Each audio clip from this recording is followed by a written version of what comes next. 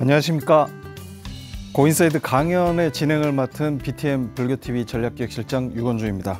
마음을 바꾸는 시간 고인사이드 강연의 문을 열겠습니다. 우울증은 현대인 100명 가운데 15명가량이 일생에 한 번쯤은 겪는다고 합니다. 마음의 감기이자 질병인 우울증, 어떻게 해야 슬기롭게 이겨나갈 수 있을까요? 오늘 고인사이드에서는 우리는 우울증을 어떻게 이겨내야 하는가라는 주제로 정신과 전문의 서울 청정신건강의학과 강도영 원장님을 모시고 이야기 나누는 시간 갖습니다. 강도영 원장님 자리에 모시겠습니다. 안녕하세요. 안녕하세요.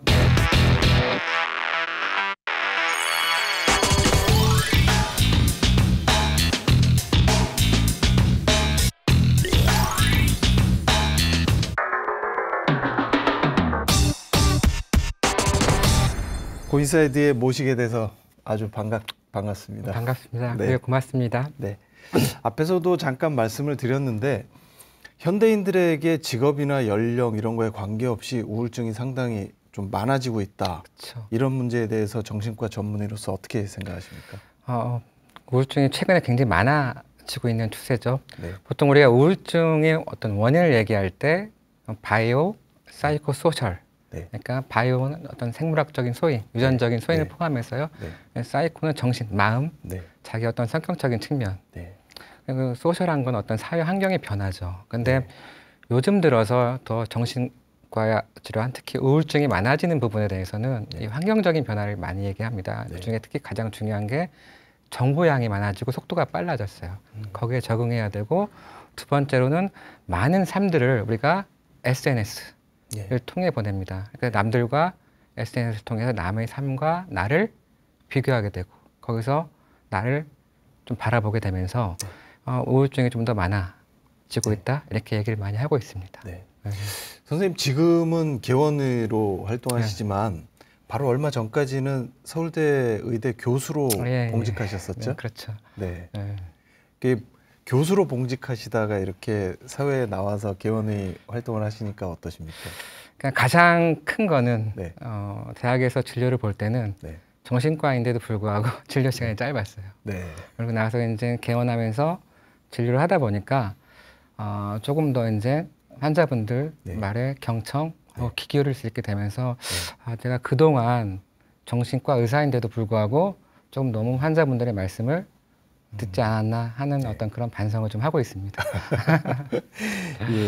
선생님께서는 정신과 전문의시면서도 명상을 하시는 걸로, 또 명상에 많은 관심을 가지신 걸로도 유명하다고 들었습니다. 왜 명상에 대해서 관심을 갖게 되셨나요?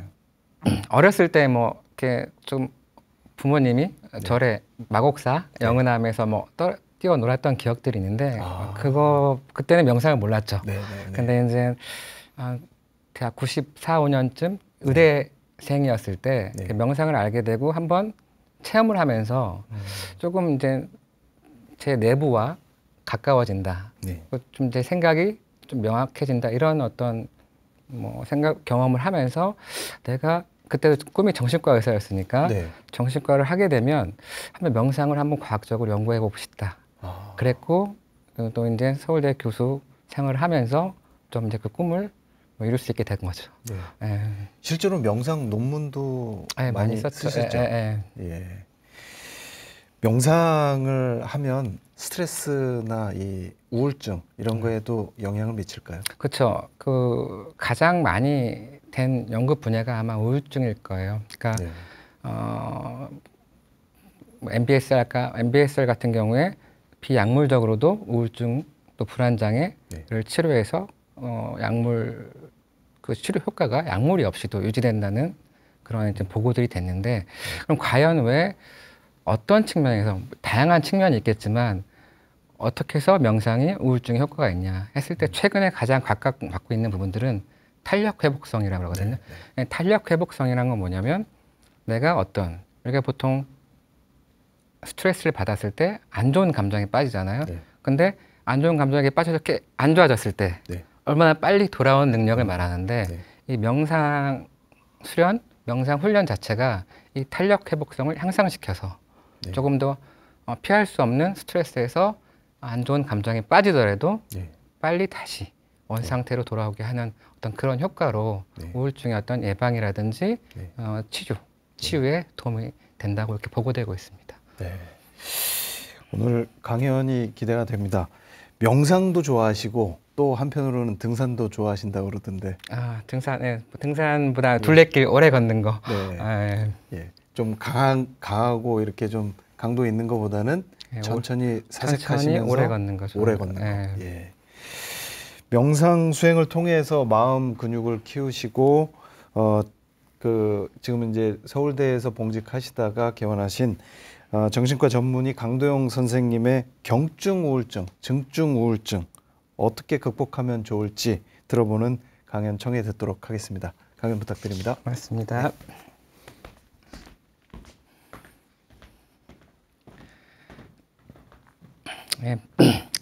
정신과 전문의 강도영입니다.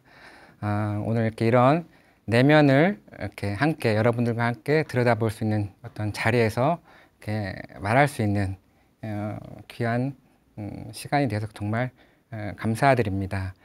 오늘 제가 말씀드릴 두 키워드는 명상과 우울증입니다.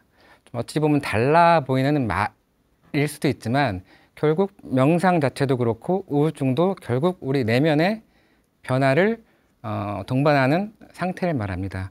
명상은 어찌 보면은 좀 긍정적인 희극으로 내면을 변화시키고 우울증은 조금 더 이제 부정적인 비극적인 방향으로 변화시키는 방향이죠. 그래서 통합해서 한번 말씀드려 보도록 하겠습니다. 먼저 시작은 명상에 대한 얘기부터 시작하도록 하겠습니다. 우리가 명상이라고 했을 때 지금은 상당히 많은 어떤 이슈가 되고 명상 수련이 여러 가지 질환이라든지 어떤 상태에 도움이 된다는 얘기는 있지만 1990년대, 80년대에는 명상 자체가 하나의 어떤 그 의학적인, 과학적인 연구 대상이 아니었습니다. 하지만 명상을 영어로 하면 메디테이션입니다.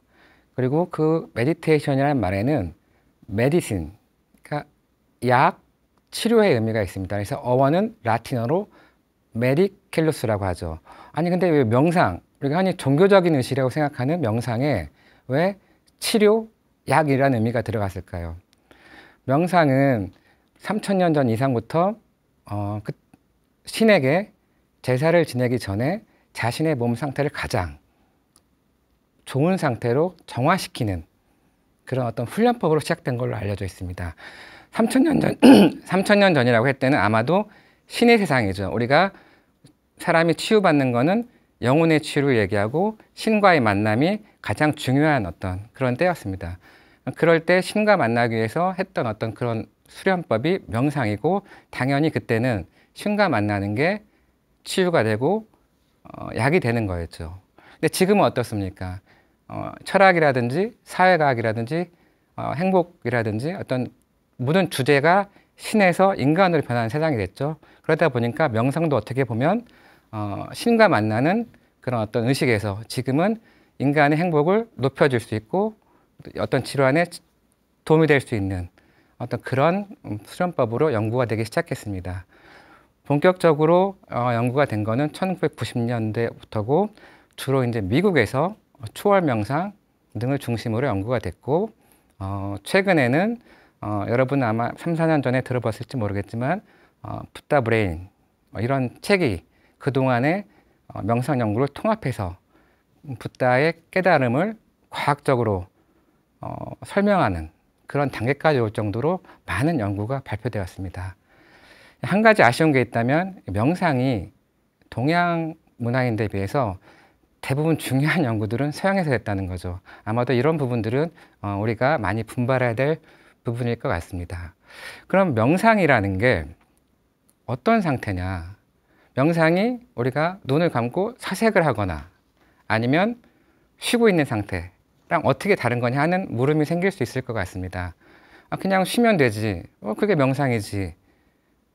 이렇게 생각하시는 분들도 있거든요. 명상이 무슨 운동이 돼? 아니 명상을 한다고 우울증이 치료가 될까? 예방이 될까? 하는 생각을 가질 수 있는데요. 지금까지 연구 결과를 보면 명상 상태와 우리가 쉬고 있는 상태 아니면 사색을 하고 있는 상태는 굉장히 다른 걸로 알려져 있습니다. 우리가 눈을 살짝 감고, 여러분 지금 한번 눈을 한번 감아 보세요. 눈을 살짝 감고 한번 무슨 생각이 드는지 한번 떠올려 보세요. 보통 우리가 사색을 하거나 쉴 때는 대부분의 생각들은 나와 관계된 일들, 내가 사회적으로 관계된 일. 뭐 저 같으면 의사죠. 또 그리고 아버지이기도 하죠. 또 어떤 사람이 친구이기도 하죠. 그래서 하루 있었던 일이 이런 관계 속에서, 나와 관계 속에서 이루어진 일들에 대한 생각들이 머릿속을 채우게 되는데, 명상은 그걸 벗어나서 현재 있는 그대로 나를 바라보는, 오롯이 나를 바라보는 상태라고 얘기를 합니다. 그러니까 명상과 잡념, 쉬는 상태는 전혀 다르다는 것을 말씀드리고 싶고요. 또 한 분들은 명상 상태를 어떻게 얘기하냐면 restful alertness라고 해서 이완된 각성 상태라고 얘기합니다. 여러분들, 우리가 보통, 저도 지금 강의를 드리고 있지만 좀 긴장을 해요. 그러니까 어디에 집중을 하고 있으면 어깨에도 힘이 들어가고 긴장이 됩니다. 그래서 집중을 하면 긴장이 되고, 그리고 이완을 하면 집중을 할 수가 없죠. 근데 이 명상 상태는 최대한 집중하고 있지 않은 부위는 이완된 상태에서 집중하고자 하는 부분, 한 부분에 대해서만 집중하는 그런 상태를 말합니다. 예를 들자면 그런 거죠. 여러분, 유레카라고 아시죠? 아르키메데스가 부력의 원리를 발견했을 때 너무 막 즐거워서 거리로 뛰쳐나간 상태가 있죠. 그런 것처럼 몸은 굉장히 이완되어 있으면서 한 가지 생각에 골똘하게 집중되어 있는 상태를 명상 상태고, 여기에는 여러 뇌 부위의 어떤 변화가 동반된다고 합니다. 그러면 명상 상태라는 건 굉장히 치유적인 부분도 있을 수 있고 창의적인 상태가 되는 거죠. 그랬을 때 이 명상의 창의적 상태하고 연관되는 가장 생각나는 사람, 여러분 누가 있습니까? 스티브 잡스가 있죠. 지금 이미 고인이 되셨지만 스티브 잡스는 1960년대 샌프란시스코에서 선사상, 그 다음에 히피 문화가 이제 유행을 했을 때 그때부터 명상을 배우고 실제로 초월 명상을 배우기 위해 인도에도 갔다 왔다고 합니다. 자신이 입양아라는 사실을 알고 고뇌했을 때 그 명상을 하면서 굉장히 많이 도움을 받았고, 그런 어떤 명상을 통한 창의적인 아이디어가 그 스티브 잡스가 애플이라는 회사를 통해서 이뤄낸 여러 과학기술의 발전과 연관이 있다고 얘기를 하기도 합니다. 그리고 마지막 유명한 말이 스티브 잡스는 그런 얘기를 했죠. 그 사람이 항상 매일 하루에 5분에서 10분 사이 차 한 잔, 조명, 음악과 함께 자신, 그러니까 애플사의 사장, 누구의 어떤 아버지가 아닌 자신의 온전을 바라보는 그런 노력을 하는 시간을 가졌기 때문에 인생은 차 한 잔, 조명, 그리고 음악뿐이다. 이런 유명한 얘기를 남기기도 했는데, 그만큼 명상은 최근에는 여러 유명인과 여러 상태에서 유명한 치유법이 됐고, 또 자기를 성찰하고 관찰하는 그런 방법이 됐습니다. 그렇다면은 명상을 하면 왜 우울증이나 이런 질환들이 예방이 되고 치유가 되고, 또 왜 자기 마음을 성찰이 되고 하는 어떤 그런 메커니즘이 뭔가 하는 궁금증이 생길 수 있을 것 같습니다. 예를 들면 우리가 외국어를 배우면 뇌에서 언어를 담당하는 뇌 부위의 구조와 기능이 바뀐다고 하죠. 그럼 명상은 도대체 어떤 부분, 우리 몸에 있는, 뇌에 있는 어떤 부분을 연습을 시키고 훈련시키고 향상시키는 건가 하는 어떤 물음이 남게 됩니다. 근데 그 얘기에 대해서 여러 가설이 있지만 최근에 가장 많이 받는 가설은 우리가 갖고 있는 감각 중에는 오감위에, 오감은 여러분들 다 외부 자극을 받아들이는 겁니다. 왜? 우리가 내부가 있죠. 내 내부에 심장도 있고 간도 있고 위도 있고 여러 혈관들도 있고 여러 조직들도 있잖아요. 그럼 이런 간이 느끼는 거, 간이 움직이는 거, 혈관이 수축하는 거, 심장이 뛰는 거, 이런 부분들을 분명히 우리가 의식적으로는 알지 못하고 있지만 우리 뇌에서 그거를 수용하는 내부 수용 감각이 있다고 합니다. 그 내부 수용 감각을 명상을 통해서 또렷이 하는 겁니다. 훈련을 통해서. 외국어를 하면 할수록 늘듯이 내부 감각에 무의식적이고 느껴지지 않는 내부 감각을 꾸준히 훈련을 통해서 그걸 깨끗이 하는 거죠. 그러다 보면 자기 감정에 대한 조절력도 생기는 거고 집중력도 향상되고 전체적으로 의식이라든지 지각, 감정, 인지 이런 부분들에 대한 변화가 일어난다는 게 현재까지 연구 결과입니다. 그러니까 이 내부 수용 감각, 그러니까 몸과 마음을 연결시켜주는 시스템이 되는 거죠.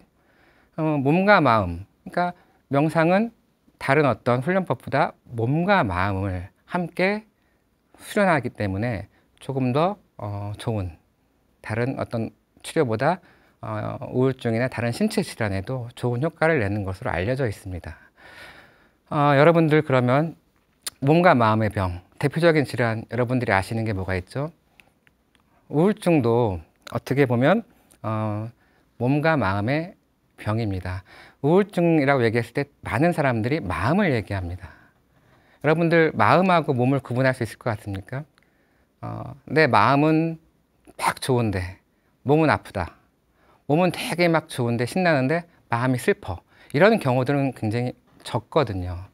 그리고 최근 들어서 우울증이 원인에 대해서 치료에 대해서 연구하는 과정 중에서 상당히 많은 부분들이 몸의 중요성이 대두되고 있습니다. 여러분들 몸이 아픈 질환 생각나는 게 뭐가 있어요? 뭐가 있죠? 통증이 있죠, 통증. 통증, 몸이 아프면 어떨 것 같습니까? 몸이 오랫동안 아프다고 생각을 해보세요. 몸이 오랫동안 아프면 우울증이 생깁니다. 또 반대로 우울증을 오래 앓으신 분들은 검사해도 안 나오게 여기저기가 아픕니다. 그래서 이 병원 저 병원 가서 검사해 본데 이상이 없고 무슨 치료를 받아도 호전되지 않는데 결국은 정신과에 와서 우울증 치료를 받으면 좋아지는 경우가 있거든요. 그건 뭐냐? 이게 몸과 마음은 서로 따로 떨어져서 딱 잘라서 이분법적으로 움직이는 게 아니라 서로 함께 움직인다. 그리고 우울증도 이 몸과 마음이 함께 작용한다. 그리고 우리 내면은 바라보는 데 있어서도 몸과 마음이 굉장히 중요하다. 제가 통증 얘기를 드렸습니다. 많은 연구들이 최근에 우울증의 치료법이라든지 원인을 할 때 통증 연구를 따라가는 경우들이 많습니다. 근데 통증을 바라볼 때 여러분 지금 몸이 아프면 병원에 가서 검사를 하고 치료를 받으시죠. 명상이 처음 생겼던 3000년 전 여러분들 그때 시대의 통증을 어떻게 바라보셨는지 아십니까? 그때는 통증 자체를 병으로 안 봤어요. 아픈 사람들은 죄 지은 사람들, 특히 신한테 영적으로 잘못을 해서 신이 내린 벌. 그래서 통증을 있는 사람들은 그 통증을 견뎌야 그 신에 대한 잘못을 회개하는 어떤 그런 시대였었어요. 말이 안 되죠. 지금은 당연히 통증이 병이 되었는데 그 시대는 그랬어요. 근데 정신질환, 우울증도 지금은 많은 어떤 스티그마라든지 편견이 없어졌지만 우울증 자체도 내가 잘못해서 내 의지력이 약해서 내가 규칙적인 생활을 하지 않아서 이런 어떤 시각들이 굉장히 많았던 게 사실입니다. 근데 전혀 우울증도 그렇지 않습니다. 물론 내가 관리를 잘하고 하면 뭐 당뇨나 고혈압처럼 좀 덜 생기는 부분도 있지만 모든 우울증 자체가 나의 의지력이 약해서 생기는 게 아니에요. 근데 많은 분들이 우울증 얘기를 하면 아니 왜 그거 가지고 그래? 참으면 되지. 아니 운동해. 뭐 조금 왜 정신과 가서 약을 왜 먹어? 이렇게 얘기를 하는 경우들이 있는데 거기에 가장 큰 원인이 뭐냐면 많은 사람들이 평생 살면서 우울감을 한 번도 느끼지 못한 사람은 없죠.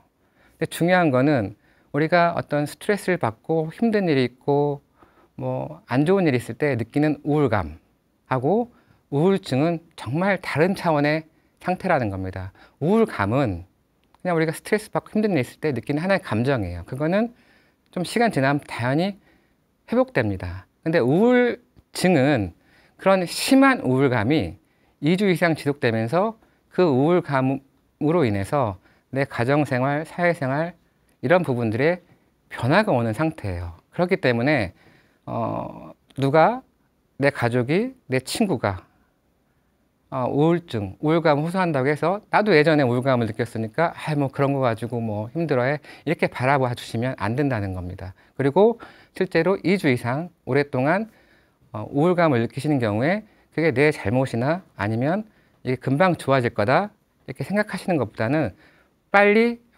도움을 청하는 게 굉장히 중요할 수 있습니다.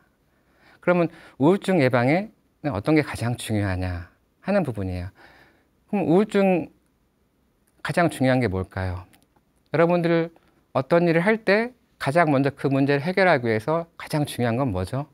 내 상태를 아는 거예요. 뭐 어떻게 아냐? 내가 지금 아프다, 힘들다, 조금 괴롭다는 걸 알아야 됩니다.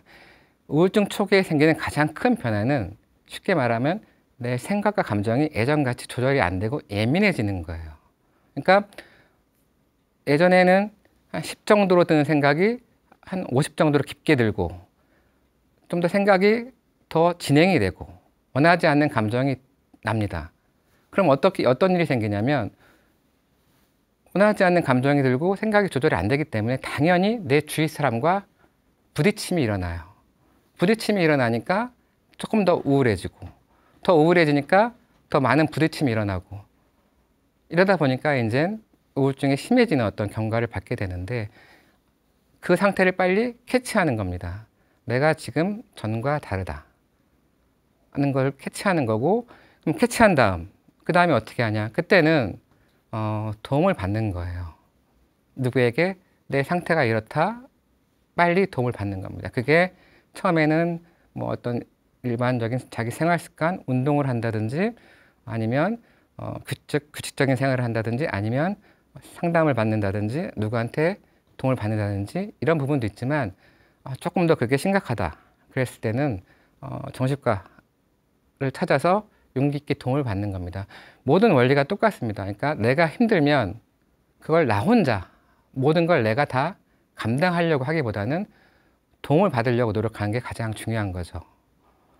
예를 들어서 여러분들이 물에 빠졌을 때 생각해 봐요. 물에 딱 나도 모르게 뛰어들었는데 갑자기 내가 생각한 것보다 물이 깊어요. 그러니까 물에 땅에 발이 안 닿으니까 허우적거리기 시작합니다. 그때 어떻게든지 자기 혼자 해보려고 숨을 쉬고 허우적거리면 어떻게 되죠? 더 힘은 빠지고 더 물은 먹게 되고 더 빨리 의식을 잃게 됩니다. 그래서 자기 상태가 좀 변하고 예민해지고 내 생각과 감정이 조절이 안 된다고 할 때를 알았을 때는 최대한 빨리 자기 상태를 캐치하고 도움을 바라는 게 가장 중요하다. 근데 이제 우울증 상태가 되면 심해지면 다른 사람한테 얘기하는 게 되게 어려워져요. 짐만 되는 것 같고. 근데 그걸 넘어서는 게 좋아요. 왜? 나도 그 사람을 나중에 이렇게 도와줄 수 있으면 되니까. 가장 중요한 거는 내가 지금 변해 있다. 특히 우울증 상태가 되면 시간과 공간이 변한다. 어떻게? 시간은 굉장히 느려지고 지루해질 수도 있고 너무 조급해서 빨라질 수도 있고 공간은 내가 있던 공간이 아니에요. 남들과 거리가 멀어져 있는 건. 이런 상태가 됐을 때 빨리 내 상태를 캐치하는 게 중요하다. 그리고 도움을 요청하는 게 가장 중요하다. 이렇게 말씀을 드릴 수 있을 것 같습니다. 최근 들어서 가장 좀 약간 몸 얘기를 했는데요. 가장 중요한 이제 우울증에 대해 관리하는 측면에서 몸 얘기를 많이 합니다. 여러분들 감정에 대해서 얘기하면 감정이라는 거는 감정 영어로 이모션이라고 그러죠. 감정이라고 얘기하면 뭐 슬픔, 행복함, 괴로움, 수치스러움, 뭐 즐거움 이런 것들이 있는데 우리가 감정을 얘기할 때 되게 많은 부분들을 심리적이라고 생각을 해요. 마음이라고. 근데 대부분의 이 감정의 한 7, 80%는 우리 몸이 영향을 되게 많이 줍니다. 배고플 때하고 배가 부를 때 여러분들 어때요? 누가 말 시키면 다르죠. 그리고 내가 몸이 아플 때, 그 다음에 건강할 때하고 마음 상태가 굉장히 다른 거죠. 그래서 우울증을 예방하기 위해서 되게 중요한 거는 몸 상태를 또 건강하게 유지하는 것도 상당히 중요합니다. 최근 들어서 이 우울증의 어떤 예방이나 치료, 원인에 대해서 가장 이슈를 받는 게 면역 쪽입니다. 면역이라는 건 뭐죠, 여러분들? 면역 세포가 하는 일이 뭐죠?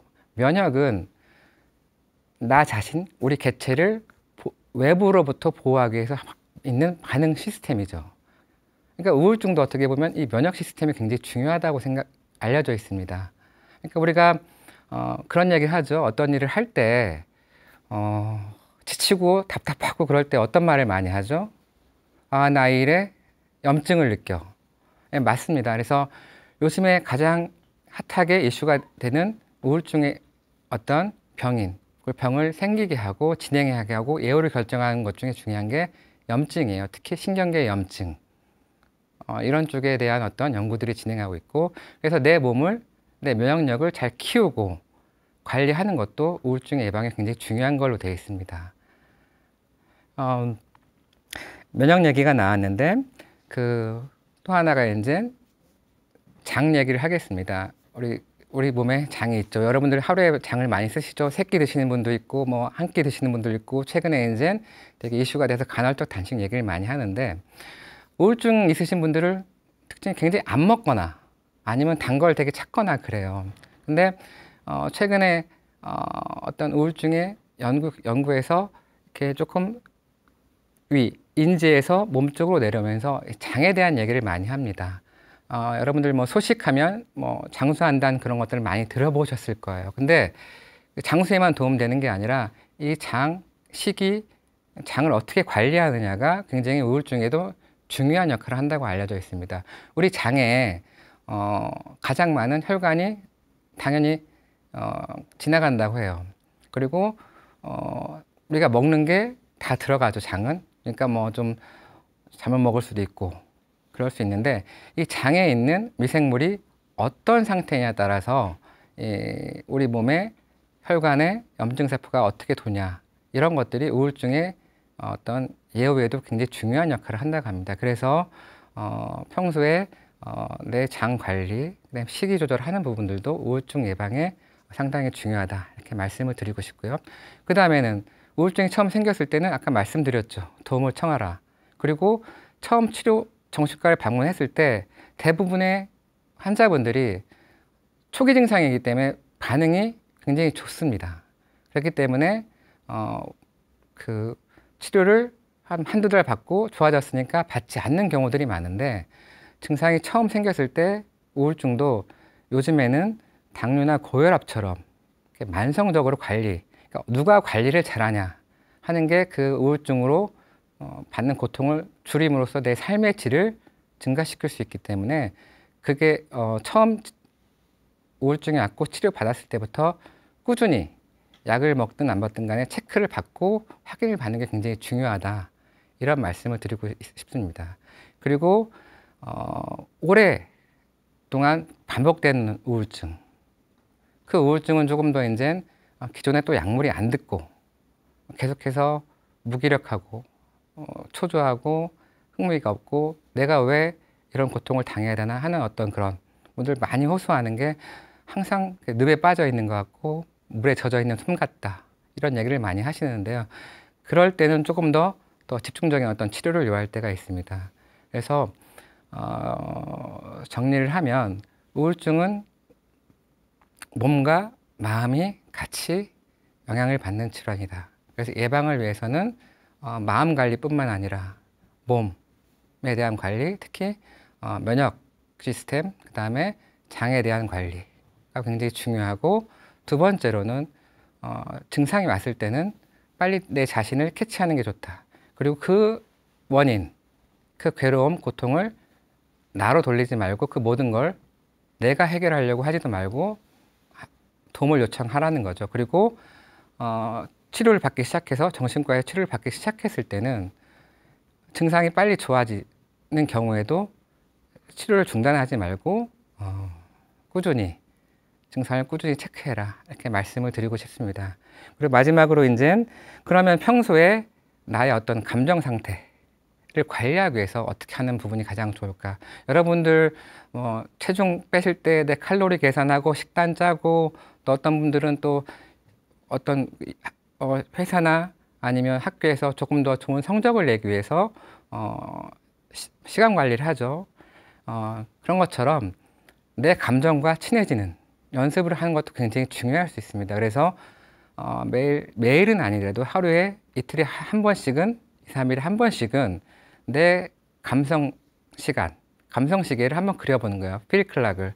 내가 몇 시에는 이런 감정을 느꼈고 몇 시에는 이런 감정을 느꼈고 이렇게 자꾸 그려보다 보면 우리가 생각하는 감정, 누구 때문에 이렇게 아픈 게 아니라 누구 때문에 괴로운 게 아니라 내 안에도 이런 감정의 주기가 있다. 그래서 감정과 친해져라. 감정을 자꾸 누르고 조절하는 것보다는 감정과 친해짐으로써 그 감정을 알면, 나의 감정을 알면 내가 나 자신을 공감하는 거죠. 조금 더 우울증을 예방하는 데 도움이 되고 우울증 상태가 됐을 때도 내 상태를 캐치해서 도움을 받는 데도 굉장히 좋다. 이렇게 말씀을 드리고 싶습니다. 예, 이상입니다.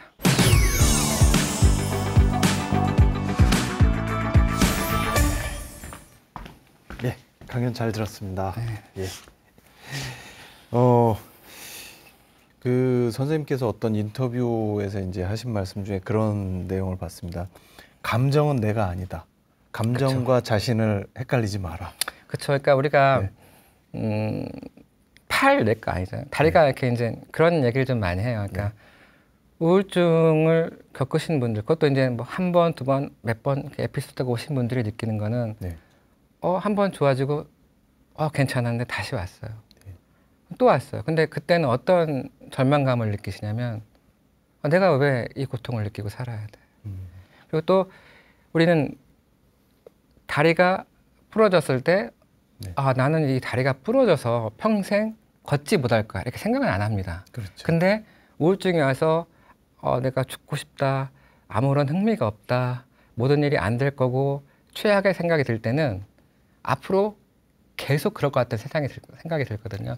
그러니까 그건 뭐냐면 다리는 나라고 생각하지 않아요. 내가 쓰는 다리죠. 근데 우리는 감정을 자꾸 나라고 생각을 해요. 감정도 어떻게 보면 약간 몸, 마음, 특히 몸이 중요하다고 하는 것처럼 감정도 그냥 하나의 내가 쓰는 거고 구성 요소이지 내가 아닌 거죠. 내가 슬프다고 해서 슬픔이 나가 아닌 거고 내가 슬픈 거죠. 그리고 이거는 변할 수 있는 거. 이렇게 생각하는 게 굉장히 중요하다는 거죠. 서구에서 이제 이 명상이라는 수행이 아시아적인 전통인데 실제로 꽃을 피운 거는 이 서구에서 꽃을 피우고 있단 말이에요, 지금.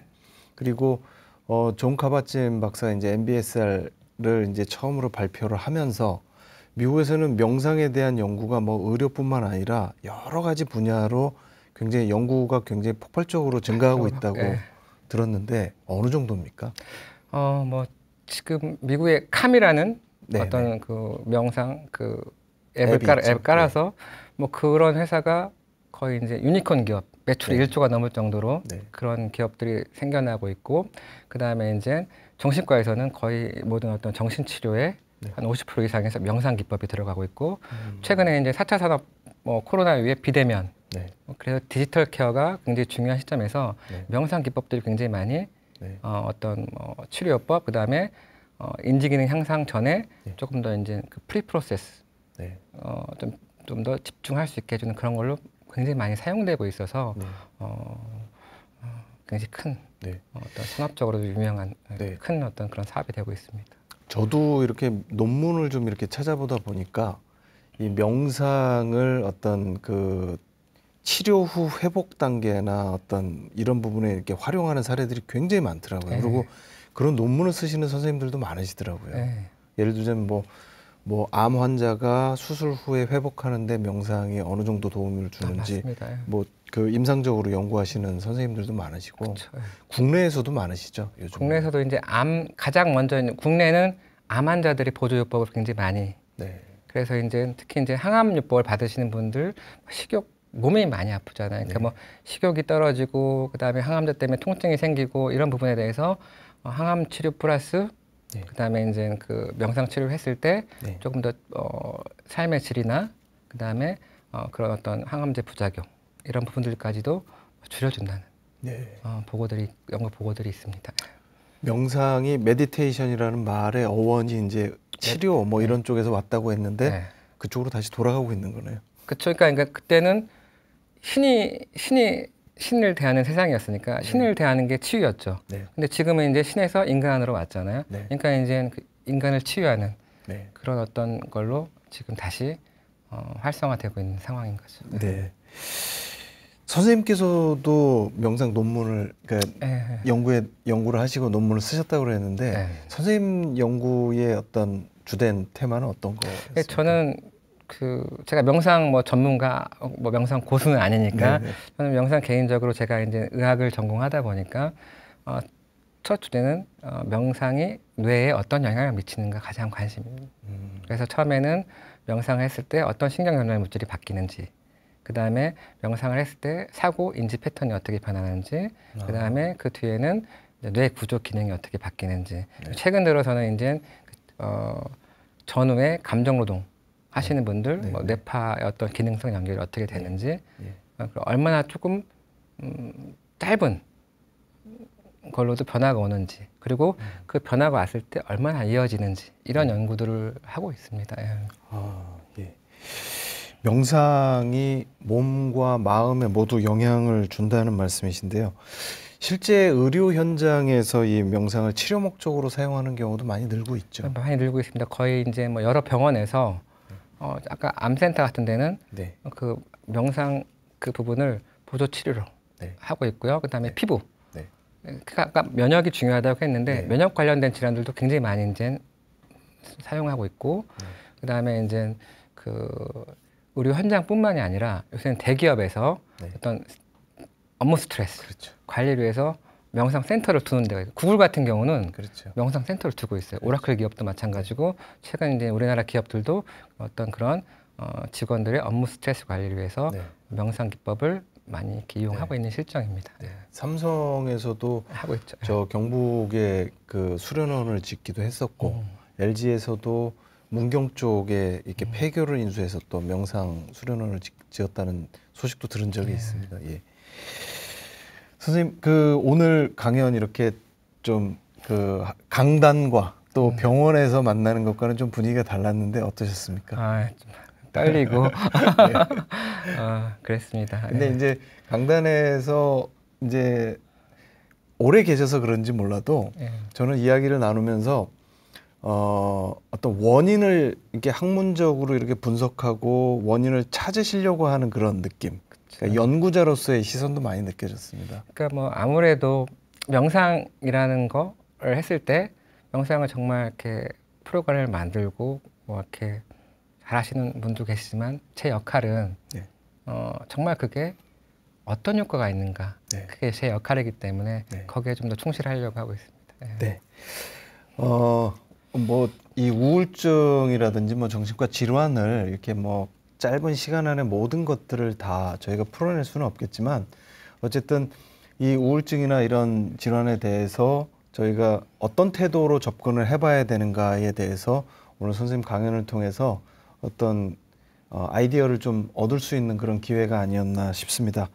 늦은 시간까지 좋은 말씀 해주셔서 감사합니다. 고맙습니다. 다시 한번 감사의 말씀드립니다. 네.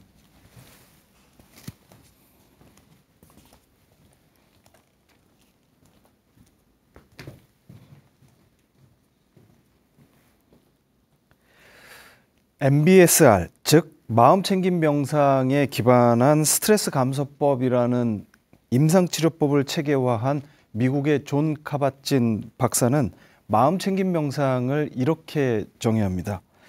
순간순간의 생각이나 감정, 감각을 있는 그대로 인정하라. 평가나 판단을 더하지 말고 지금 여기에, 지금 바로 이 순간의 경험에 주의를 집중하라. 이렇게 마음 챙김하는 명상을 8주 정도 꾸준히 하면 대뇌피질이 두꺼워지고 집중력과 감정 조절 능력이 좋아진다고 합니다. 한마디로 스트레스가 감소한다는 거죠. 물론 명상의 목적이 어떤 결과를 얻기 위해서 하는 결과지향적인 방법만은 아닐 겁니다. 명상을 통해서 감각과 감정을 인정하고 마음을 내려놓고 받아들이는 것 자체가 삶의 고요함과 평안함을 줄 수 있는 거기 때문이겠습니다. 당연히도 그 결과는 삶이 텅 비지만 어떤 한 측면에서는 충만해지는 그런 느낌일 수도 있을 것 같습니다. 물론 모든 우울증이 명상으로 해결될 수는 없을 겁니다. 중증의 우울증은 명상보다 약물 치료가 선행되어야 할지도 모르죠. 다만 일상에서 일어나는 여러 가지 감정을 이해하고 받아들이는 방법으로서 명상은 이제는 거의 상식이 된 것이 아닌가 싶습니다. 마음을 바꾸는 시간 고인사이드 오늘 순서 여기서 마치겠습니다. 함께해 주셔서 감사합니다. 마음이 늘 평안하시기 바랍니다. 안녕히 계십시오.